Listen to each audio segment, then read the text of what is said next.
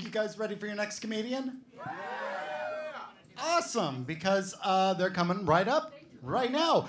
Give a warm welcome to Alexandra, not Alex, that's what's on my cards. Alexandra, not Alex, Wrestler, everybody. Woohoo!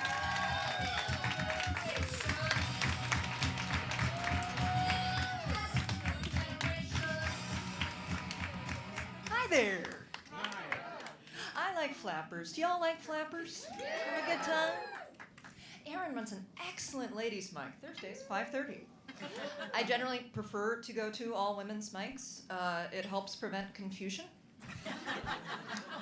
And there's another one in the area I like called Witty Titties. I have some fans. Not gonna lie, it took me a while to come to terms with that name. Because I was raised in a family where we do not discuss our titties. Because we don't really have any. I mean, let's face it, no one gets surgery to go to an A cup from either direction.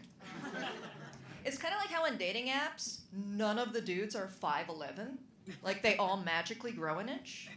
It's like there are a lot of ladies wearing 34Bs that are padded with a little bit of optimism.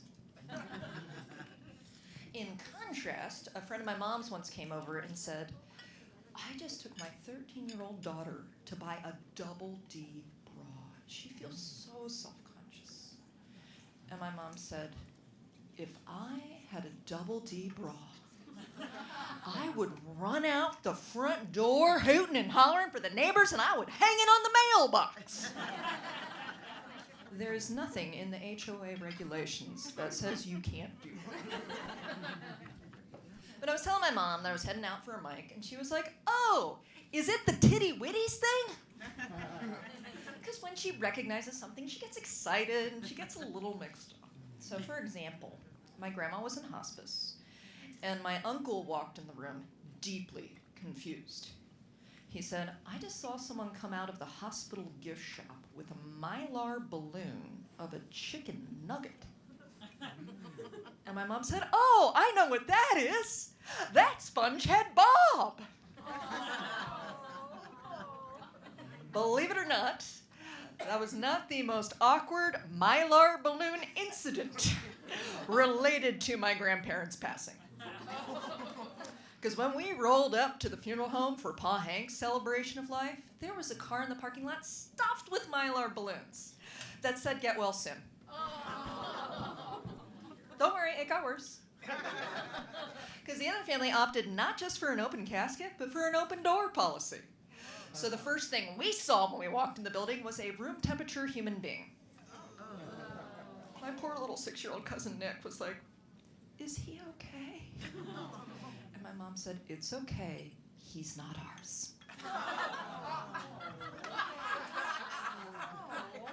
Now, I'd like to talk about cousin Nick for a little bit, because if you think Pa Hank's funeral was a shit show, wait till you hear about Nick's baptism. That part of the family is Italian Catholic. They're from an Italian Catholic neighborhood in Philly, and they were not the only family having a baptism that day. So we got to watch the other baptism get crashed by the cops who were trying to arrest the Godfather. Because Philadelphia is the best. Like, everyone's like, you have jails in your sports stadiums, and we're like, you should see our sacraments. Speaking of sacraments, back to funerals. I'm just kidding. Funerals are not one of the 7 sacraments. I just said that to fuck with the real Catholics. My grandma was a real Catholic. Like, Grandma Rose was a good Irish Catholic woman. And all she wanted for her funeral was bagpipes playing Danny Boy. And my parents did their best. They went out and found the very best bagpipers they could, who were willing to come to Chambersburg, Pennsylvania. It's not quite on the same level as Erie. The best way I can describe what we heard as we walked up to the church was, you know how your phone makes the emergency alert sound? If you can imagine like a 5-minute jazz improvisation on that, it got worse. Because when we walked in the church, the first thing we saw was a huge photo of Grandma that my aunt took one look at and said, "Oh, she looks constipated." And then we sat there and stared at it for an hour. Because this was a full Catholic Mass. Grandma went to Mass every day of her life. And we were like, okay, one for the road. And we knew for a lot of us, it was going to be our last Mass, too. Because we're Grandma Catholics. I mean, you've got your Christmas, Easter Catholics who only go to church on Christmas and Easter. And you've got your Grandma Catholics who only go to church until Grandma dies. And then, if you were born before 1990, you get to come out. But at the end of the day, Grandma Rose won. Because after having 5 children, she went to heaven with double Ds.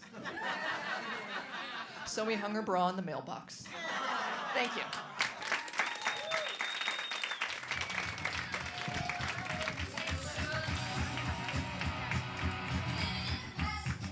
All right, Alexandra, wrestler, everybody.